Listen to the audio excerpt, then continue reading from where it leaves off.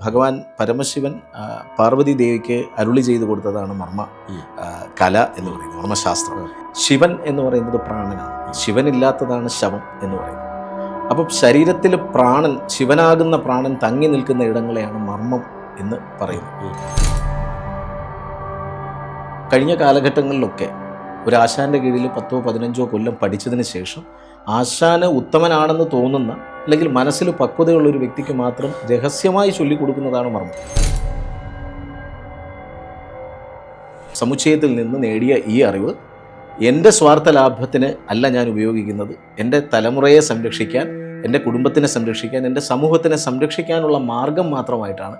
ഒരു നിരപരാധിയെയും ഉപദ്രവിക്കാനുള്ള ഒരു മാർഗമല്ല മർമ്മ കല എന്ന് ഉദ്ദേശിക്കുന്നത്, അല്ലെങ്കിൽ മർമ്മം ബേസ് ചെയ്തിട്ടുള്ള ആയോധന കല. എസ്പെഷ്യലി ഓഷോയുടെ മറഞ്ഞിരിക്കുന്ന രഹസ്യങ്ങൾ എന്ന് പറഞ്ഞ പുസ്തകങ്ങളുണ്ട്. അപ്പം അതിൽ ശബ്ദത്തിൻ്റെ പ്രാധാന്യം പറഞ്ഞിട്ടുണ്ട്, മന്ത്രത്തിൻ്റെ പ്രാധാന്യം പറഞ്ഞിട്ടുണ്ട്. അതുപോലെ കാളി മന്ത്രങ്ങളുണ്ട്, ശത്രു സ്തംഭിക്കുന്ന രീതിയിലുള്ള കാളി മന്ത്രങ്ങളുണ്ട്. അപ്പോൾ ഈ പ്രയോഗം നടത്തുന്ന സമയത്ത് തന്നെ ഈ കാളി മന്ത്രങ്ങൾ ഉരുവിട്ട് പ്രയോഗം നടത്തുകയാണെന്നുണ്ടെങ്കിൽ അപ്പോൾ ആ കളരിപ്പയറ്റിൻ്റെ സവിശേഷത എന്ന് പറയുന്നത് എല്ലാ ആയോധന കലകളുടെയും മാതാവാണ് കളരിപ്പയറ്റ്. കാരണം കളരിപ്പയറ്റിൽ നിന്ന് ഉത്ഭവിച്ചതാണ് ഈ പറയുന്ന കരോട്ടയായാലും കുങ്ഫു ആയാലും എല്ലാം. നമസ്കാരം, അമേസിംഗ് റേയിലെ പുതിയൊരു വീഡിയോയിലേക്ക് എല്ലാവർക്കും സ്വാഗതം. ഈ ഒരു വീഡിയോയ്ക്ക് ഒരു പ്രത്യേകതയുണ്ട്. നമ്മൾ പണ്ട് ഈ ആയോധന കലകൾ പഠിക്കാൻ പോകുന്നൊരു സമയമുണ്ടായിരുന്നു. പണ്ട് കാലങ്ങളിൽ പലരും ആദ്യമൊക്കെ എല്ലാവരും കളരിയാണ് നോക്കിക്കൊണ്ടിരുന്നത്. അതൊക്കെ മെയ്വഴക്കം ഒക്കെ. അത് കഴിഞ്ഞ് സിനിമകൾ വന്നതിന് ശേഷം എല്ലാവരും കരാട്ടെ, ജൂഡോ അങ്ങനെയുള്ള സംഭവങ്ങളിലേക്ക് പോയി. പക്ഷേ പിന്നെയും ആളുകൾ കൂടുതൽ പഠിച്ചപ്പോഴത്തേക്കും തിരിച്ച് കളരിയിലേക്ക് തന്നെ തിരിച്ചു വന്നു. കാര്യം നമ്മുടെ ഒരു സംസ്കാരത്തിൻ്റെ ഭാഗം മാത്രമല്ല, അത് നമ്മുടെ ഒരു ജീവിത രീതിയും കൂടിയാണ് കളരി. ഇന്ന് ആ കളരിയിലെ ചില വിദ്യകൾ, മർമ്മവിദ്യകൾ, അതിനെയൊക്കെ കുറിച്ചാണ് ഇന്നത്തെ നമ്മുടെ ചർച്ച. അതിനു മുമ്പ് നമ്മുടെ വീഡിയോ കാണുന്ന എല്ലാവരും ചാനൽ സബ്സ്ക്രൈബ് ചെയ്യണം, കമൻറ്റ് ചെയ്യണം, ലൈക്ക് ചെയ്യണം, ഷെയർ ചെയ്യണം. അപ്പോൾ നമുക്ക് ഗസ്റ്റിനെ സ്വാഗതം ചെയ്യാം. ദിലീപ് ജിയാണ്. സ്വാഗതം. നമസ്കാരം. ഞാൻ തുടക്കത്തിൽ പറഞ്ഞു, ഈ ഒരു കാലഘട്ടത്തിൽ എല്ലാവരും കളരി അഭ്യസികളായിരിക്കും. പിന്നെ സിനിമ, നമ്മൾ ജാക്കി ചാൻ, ബ്രൂസ്ലി സിനിമകളെ കണ്ടതിന് ശേഷം എല്ലാവരും പിന്നെ നേരെ കരാട്ടയിലേക്ക് അങ്ങ് പോയി. അതെ. പക്ഷേ ഇപ്പോഴത്തെ തലമുറ എല്ലാവരും തിരിച്ച് കളരിയിലേക്ക് തിരിച്ചു വരികയാണെന്നാണ് എനിക്ക് തോന്നി. ഇപ്പം കളരിക്ക് വേണ്ട വിധമുള്ള ഒരു പ്രാധാന്യം കിട്ടുന്നു. അത് പണ്ട് കളരി പഠിക്കുക എന്ന് പറഞ്ഞ ഒരു രഹസ്യമായി അഭ്യസിച്ചിരുന്നൊരു സംഭവമാണ്. അത് കാര്യം നമുക്ക് ചെന്ന് നോക്കാനൊന്നും പറ്റില്ല. ചുറ്റിനും മൂടി മറച്ചിട്ടിട്ടാണ് അത് ചെയ്തത്. ഇന്ന് പക്ഷേ ഗുരുക്കന്മാർ പലരും, ഇപ്പോൾ മഹേഷ് ഗുരുക്കളൊക്കെ അറിയാം. അദ്ദേഹത്തിൻ്റെ വസ്ത്രധാരണ ശൈലിയൊക്കെ വ്യത്യസ്തമാണ്. ഇദ്ദേഹം ഇവിടെ ഇൻ്റർവ്യൂ ചെയ്തിട്ടുണ്ട് അദ്ദേഹം. അപ്പം അങ്ങും ഇപ്പോൾ അത്തരത്തിലൊരു വസ്ത്രമാണ് ധരിച്ചിരിക്കുന്നത്. അപ്പം നമ്മളത് ഇപ്പം കോൺഫിഡൻസ് ആയിട്ട് മുന്നോട്ട് വരികയാണ്. അതെ. എങ്ങനെയാണ് അങ്ങയുടെ ഈ യാത്ര തുടങ്ങുന്നത്? ഇപ്പോൾ എങ്ങനെയൊക്കെ എത്തി നിൽക്കുന്നു? നമുക്ക് ഇപ്പോൾ അങ്ങ് ചോദിച്ചതുപോലെ തന്നെ ഭാരതത്തിൻ്റെ സാംസ്കാരിക പൈതൃകത്തിൽ നമുക്കൊരിക്കലും മാറ്റിവെക്കാൻ പറ്റാത്ത ഒരു ഏടാണ് കളരിപ്പയറ്റ് എന്ന് പറയുന്നത്. കാരണം നിരവധി ഗുരുക്കന്മാർ കടന്നു പോയിട്ടുണ്ട്. അപ്പോൾ ആ കളരിപ്പയറ്റിൻ്റെ സവിശേഷത എന്ന് പറയുന്നത് എല്ലാ ആയോധന കലകളുടെയും മാതാവാണ് കളരിപ്പയറ്റ്. കാരണം കളരിപ്പയറ്റിൽ നിന്ന് ഉത്ഭവിച്ചതാണ് ഈ പറയുന്ന കരോട്ടയായാലും കുങ്ഫു ആയാലും എല്ലാം. അന്നത്തെ സെയിൻസ് നമുക്കറിയാം, ബോധിധർമ്മം. ഇവിടെ നിന്ന് ഭാരതത്തിൽ നിന്ന് യാത്ര ചെയ്ത് മറ്റ് രാജ്യങ്ങളിൽ പോയിട്ട്, വിദേശ രാജ്യങ്ങളിൽ പോയിട്ട് അത് പഠിപ്പിക്കുന്ന ചരിത്രമാണ് നമുക്ക്. അപ്പോൾ അതുകൊണ്ട് തന്നെ ഈ പഴമയ്ക്കെന്നും ഒരു നിലനിൽപ്പുണ്ട്. എത്രയൊക്കെ നമ്മൾ പുതുമയെ സ്വീകരിച്ചാലും നമ്മൾ ഇന്നല്ലെങ്കിൽ നാളെ പഴമയിലേക്ക് തിരിച്ചു വരേണ്ടി വരും. കാരണം നമ്മുടെ ഒറിജിൻ എവിടെയാണ്, നമ്മൾ എവിടെ നിന്നാണ് തുടങ്ങിയത് എന്ന് തിരിച്ചറിയേണ്ടി വരും. അപ്പോൾ അതിൻ്റെ കാലാന്തരത്തിലുള്ള ഒരു മാറ്റമാണ് നമ്മളിപ്പോൾ കണ്ടുവരുന്നത്. അപ്പോൾ അതിന് ഒരുപാട് ഗുരുക്കന്മാരുടെയൊക്കെ അവരുടെ എഫേർട്സ്, അവരുടെ കഠിനാധ്വാനം, അവരുടെ അനുഗ്രഹങ്ങൾ ഇതൊക്കെ ഉള്ളത് കൊണ്ടാണ് ഇപ്പം മഹേഷ് ഗുരുക്കളായാലും അതുപോലുള്ള നിരവധി ഗുരുക്കന്മാർ. പേര് എൻ്റെ ഞാനിപ്പം പറഞ്ഞതേ ഉള്ളൂ ഒരു ഗുരുവിൻ്റെ പേര്. അതെ, ഒരുപാട് ഗുരുക്കന്മാരുണ്ട്. എൻ്റെ ഗുരു എന്ന് പറയുന്നത് ആൻ്റണി കണ്ണാടൻ. അദ്ദേഹം വൈക്കം കണ്ണാടൻ എന്നാണ്, കണ്ണാടൻ മാഷ്. അദ്ദേഹം 50 വർഷമായിട്ട് കളരിപ്പയറ്റിൽ ആശാനാണ്. അദ്ദേഹം ഇപ്പോഴും പാലക്കാട് ആലത്തൂരാണ്. അദ്ദേഹത്തിൻ്റെ ശിഷ്യനായിട്ടാണ് ഞാൻ മർമ്മം പഠിച്ചത്. അദ്ദേഹത്തിൻ്റെ അനുഗ്രഹത്തോടു കൂടിയാണ് എനിക്കിവിടെ ഇരിക്കാനും കഴിയുന്നത്. തീർച്ചയായിട്ടും ഈ കളരി എന്ന് പറയുമ്പോൾ നമ്മുടെ ജീവിത ശൈലിയായിട്ട് ബന്ധപ്പെട്ടിരിക്കുന്നു. മരുന്ന്, മന്ത്രം ഒക്കെ എല്ലാം മിക്സാണത്. അപ്പം നമ്മൾ ചില പിന്നെ എവിടെയെങ്കിലും ഒന്ന് തട്ടമുട്ടൽ കിട്ടിയാലും നമ്മൾ മർമ്മത്തെ പിടിച്ച് ശരിയാക്കുക, അല്ലെങ്കിൽ മരുന്ന് ഉള്ളിൽ കൊടുക്കുക. എനിക്ക് തോന്നുന്ന അങ്ങനൊരു വൈദ്യവും കൂടെ അതിനകത്തുണ്ട്. ഉണ്ട് അല്ലേ? അതെ അതെ അതെ. അത് ശരിക്കും നമ്മുടെ ആയുർവേദത്തിൽ മർമ്മത്തിനെ പറ്റി പറയുകയാണെങ്കിൽ ഇപ്പോൾ സാധാരണ നമ്മൾ കളരി പഠിക്കുമ്പോൾ കഴിഞ്ഞ കാലഘട്ടങ്ങളിലൊക്കെ ഒരു ആശാൻ്റെ കീഴിൽ 10-15 കൊല്ലം പഠിച്ചതിന് ശേഷം ആശാന് ഉത്തമനാണെന്ന് തോന്നുന്ന അല്ലെങ്കിൽ മനസ്സിൽ പക്വതയുള്ള ഒരു വ്യക്തിക്ക് മാത്രം രഹസ്യമായി ചൊല്ലിക്കൊടുക്കുന്നതാണ് മർമ്മം.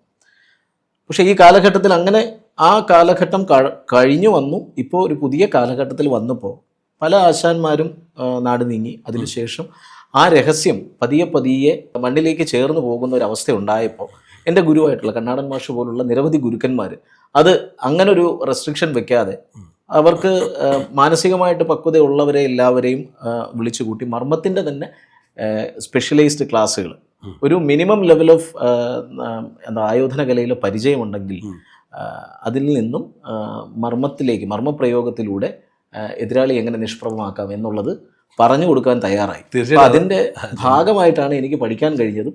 എനിക്കിതിന് മുൻപ് അതിൻ്റെ ബാക്ക്ഗ്രൗണ്ട് പശ്ചാത്തലം നിയുദ്ധ പോലുള്ള ഭാരതത്തിൻ്റെ അടിസ്ഥാനപരമായിട്ടുള്ള ആയോധന കലകളിൽ പഠിക്കാൻ കഴിഞ്ഞിട്ടുണ്ട്. അപ്പോൾ അതിൽ നിന്നാണ് പിന്നെ കളരിപ്പയറ്റിൽ മർമ്മം സ്പെഷ്യലൈസ് ചെയ്താണ് വന്നത്. ഇപ്പോൾ അതിന് ശേഷം മർമ്മം സ്പെഷ്യലൈസ് ചെയ്ത് അതിൻ്റെ റെഡ് ബെൽറ്റ് കഴിഞ്ഞു.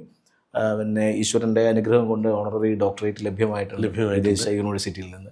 അപ്പോൾ അതിനുശേഷം ഇനി എൻ്റെ ഗുരു പറഞ്ഞതുപോലെ തന്നെ ഈ വിദ്യ മറ്റ് വ്യക്തികളിലേക്ക് പകർന്നു കൊടുക്കണം.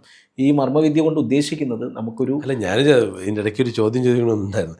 ഈ മർമ്മം ഇങ്ങനെ എല്ലാവർക്കും പറഞ്ഞു കൊടുത്താലേ ഈ പറഞ്ഞ അപക്വമായ ആൾക്കാർ, ഇപ്പോൾ ക്ഷമയില്ലാത്ത ആൾക്കാർ വരികയാണെങ്കിൽ പെട്ടെന്ന് അദ്ദേഹം ഒരു അപകടപ്പെടുത്താനും അദ്ദേഹത്തിന് എന്തെങ്കിലും തോന്നിക്കഴിഞ്ഞാൽ പെട്ടെന്ന് അപകടത്തിലേക്ക് പോകാൻ, അല്ലെങ്കിൽ അദ്ദേഹത്തിൻ്റെ മരണത്തിലേക്ക് വരെ പോകാൻ സാധ്യതയുള്ള കാര്യങ്ങളാണിത്.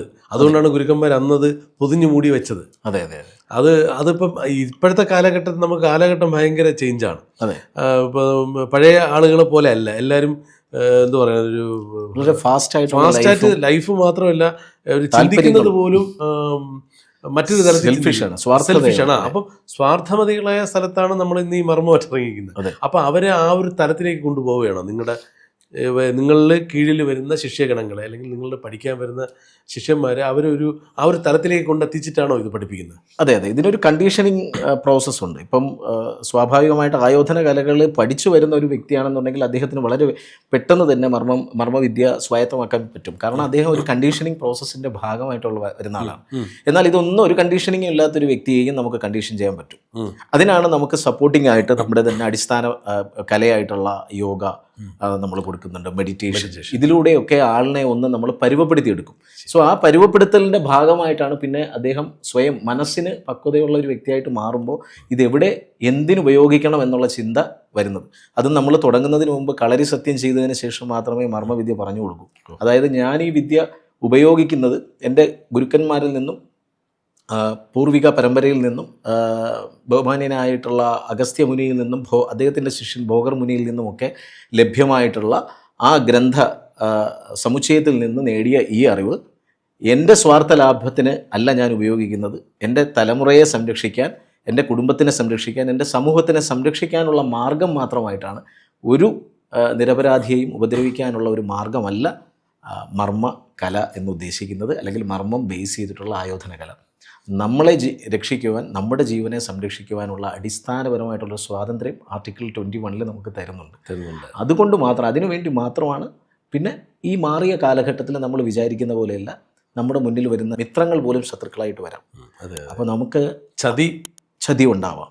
അപ്പോൾ അത് ഫിസിക്കലി ഉള്ള ചതിയാണ് ഏത് സമയവും ഉണ്ടാവും. അപ്പോൾ നമ്മൾ മാർഷ്യൽ ആർട്സ്, മിക്സഡ് മാർഷ്യൽ ആർട്സിൻ്റെ പുതിയ രൂപമാണ് നമ്മൾ ഇൻട്രൊഡ്യൂസ് ചെയ്തിരിക്കുന്നത്. ഈ എന്താണ് മർമ്മം എന്ന് പറയുന്നത് ശരീരത്തിൽ നമ്മുടെ ഭാരതീയ സംസ്കാരം അനുസരിച്ചിട്ട് പറയുമ്പോൾ ശിവൻ എന്ന് പറയുന്നത് പ്രാണനാണ്. ശിവനില്ലാത്തതാണ് ശവം എന്ന് പറയുന്നത്. അപ്പം ശരീരത്തിൽ പ്രാണൻ, ശിവനാകുന്ന പ്രാണൻ തങ്ങി നിൽക്കുന്ന ഇടങ്ങളെയാണ് മർമ്മം എന്ന് പറയുന്നത്. അപ്പോൾ മർമ്മത്തിന് നിർവചനങ്ങളുണ്ട്.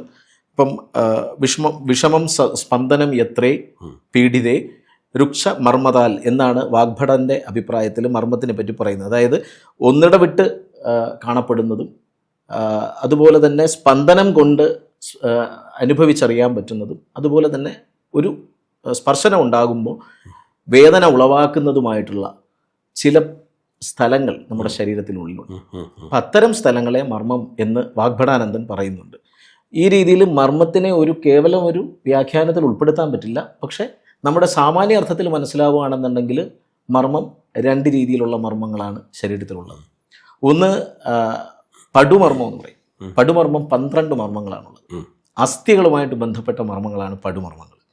പിന്നെയുള്ളത് നമ്മുടെ പടുമർമ്മവും അടിമർമ്മം എന്ന് പറയും. അടിമർമ്മത്തിൻ്റെ മറ്റൊരു പേരാണ് തൊടുമർമ്മം. തൊടുമർമ്മം 96 ഉണ്ട്. അങ്ങനെ ഈ 12ഉം 96ഉം കൂടി 108 മർമ്മങ്ങളിലാണ് ഇപ്പം നിലവിൽ. അതായത് നമ്മുടെ ഈ ശരീരത്തെല്ലാം അതെ, ശരീരത്തിൽ 108 മർമ്മങ്ങളാണ് ഇപ്പം നിലവിൽ നമ്മൾ അഭ്യസിക്കുന്നതും പഠിപ്പിച്ചു കൊടുക്കുന്നതും.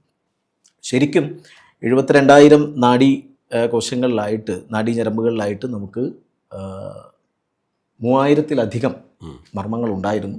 അത് കാലപ്പഴക്കം ചെന്ന് അത് കുറഞ്ഞു വന്ന് അവസാനം തമിഴ് വൈദ്യശാസ്ത്രത്തിൽ 108 മർമ്മവും ആയുർവേദത്തിൽ 107 മർമ്മവുമാണ്. ഒരു സംശയം, ഈ 3000-ഓളം ഉള്ള ഒരു മർമ്മ സംഭവം ഉണ്ടായിരുന്നു. അതെന്തുകൊണ്ടാണ്? എന്തെങ്കിലും ജനറ്റിക് പ്രശ്നം കൊണ്ടാണോ, അതോ ഈ മർമ്മങ്ങളുടെ ഈ പോയിന്റുകൾ ഗുരുക്കന്മാർ നേരത്തെ പറഞ്ഞ പോലെ മിസ്സായി പോയതാണോ? നമ്മൾക്ക് കാലാന്തരത്തിൽ മനസ്സിലാക്കേണ്ടത് കൈമോശം എന്നുള്ളത് കൊണ്ടാണ്. ജനറ്റിക് പ്രശ്നമുള്ളത് കൊണ്ടല്ല. അല്ല. കാരണം ഇത് ശരിക്കും ഇതിൻ്റെ ചരിത്രം എന്ന് പറയുന്നത് ഭഗവാൻ പരമശിവൻ പാർവതി ദേവിക്ക് അരുളി ചെയ്തു കൊടുത്തതാണ് മർമ്മ കല എന്ന് പറയുന്നത്, മർമ്മശാസ്ത്രം. അത് പാർവതി ദേവി പ്രിയപുത്രനായിട്ടുള്ള സുബ്രഹ്മണ്യന് കൊടുത്തു.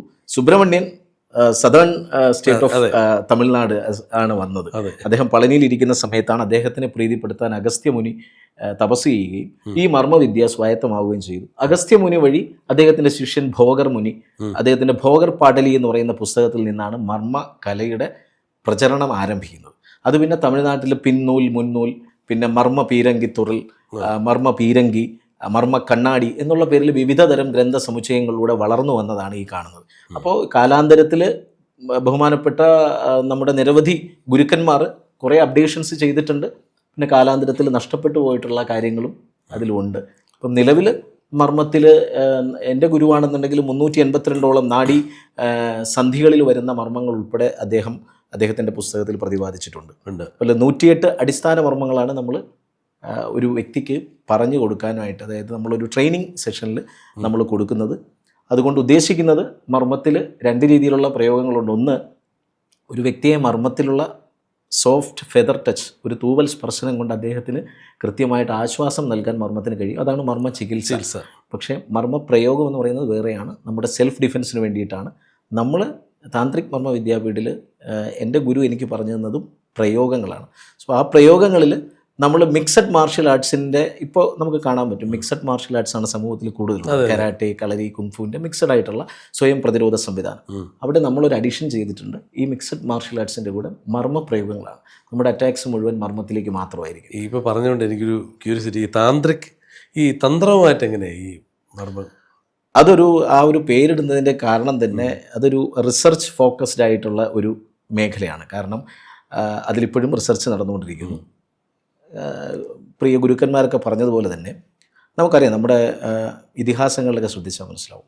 അർജുനൻ ഗാന്ധീവം വില്ല് ഒക്കെ എടുക്കുന്നതിന് മുൻപ് അദ്ദേഹം മന്ത്രം ചൊല്ലിയിട്ടാണ് അത് എടുത്തിട്ടുള്ളത്. അപ്പോൾ ഈ മന്ത്രത്തിന് വളരെ ശക്തമായിട്ടുള്ള ഒരു എന്താ പറയുക അടിത്തറ നമ്മുടെ സാംസ്കാരിക പൈതൃകത്തിലുണ്ട്. മന്ത്രത്തിനെക്കുറിച്ച് റിസർച്ച് ചെയ്തിട്ടുണ്ട്, ആ ശബ്ദങ്ങളെക്കുറിച്ച്. എസ്പെഷ്യലി ഓഷോയുടെ മറിഞ്ഞിരിക്കുന്ന രഹസ്യങ്ങൾ എന്ന് പറഞ്ഞ പുസ്തകങ്ങളുണ്ട്. അപ്പം അതിൽ ശബ്ദത്തിൻ്റെ പ്രാധാന്യം പറഞ്ഞിട്ടുണ്ട്, മന്ത്രത്തിൻ്റെ പ്രാധാന്യം പറഞ്ഞിട്ടുണ്ട്. അപ്പോൾ ഇത്തരം മന്ത്രങ്ങൾ ഉപയോഗിച്ചാൽ തന്നെ നമുക്ക് ഉദാഹരണം ഇപ്പം സുദർശന ചക്ര ഹോമത്തിൽ സുദർശന ചക്ര മന്ത്രമുണ്ട്, അതുപോലെ കാളി മന്ത്രങ്ങളുണ്ട്, ശത്രു സ്തംഭിക്കുന്ന രീതിയിലുള്ള കാളി മന്ത്രങ്ങളുണ്ട്. അപ്പോൾ ഈ പ്രയോഗം നടത്തുന്ന സമയത്ത് തന്നെ ഈ കാളി മന്ത്രങ്ങൾ ഉരുവിട്ട് പ്രയോഗം നടത്തുകയാണെന്നുണ്ടെങ്കിൽ എതിരാളിക്ക് നാശമുണ്ടാകാനുള്ള സാധ്യത വളരെ പെട്ടെന്ന് അദ്ദേഹത്തിൻ്റെ നാശത്തിലേക്ക് പോകും. പക്ഷേ അതിലും നമ്മൾ ശ്രദ്ധിക്കേണ്ടത് അതിന് അർഹനായിട്ടുള്ള വ്യക്തിയാണോ. ഇതിൻ്റെ അടിസ്ഥാനപരമായിട്ട് മർമ്മപ്രയോഗങ്ങളിൽ അടിസ്ഥാനപരമായിട്ട് ഞാൻ നേരത്തെ പറഞ്ഞതുപോലെ നാം പ്രയോഗം നടത്തുന്നതിന് മുമ്പ് ചിന്തിക്കേണ്ട കാര്യം, നമ്മൾ അനാവശ്യമായിട്ട് മർമ്മപ്രയോഗങ്ങൾ ചെയ്യരുത്. ആവശ്യത്തിന് മർമ്മം പ്രയോഗിക്കാതിരിക്കാൻ മാക്സിമം നോക്കുക. അത്യാവശ്യത്തിന് ഉപയോഗിക്കാതിരിക്കാൻ മറക്കുകയും ചെയ്യരുത്. എന്നാൽ ഉപയോഗിക്കാൻ വേണം, എന്നാൽ ഉപയോഗിക്കാതിരിക്കാൻ നോക്കണം. ഇത് രണ്ടും കെട്ടൊരു അവസ്ഥയാണ്. അതെ.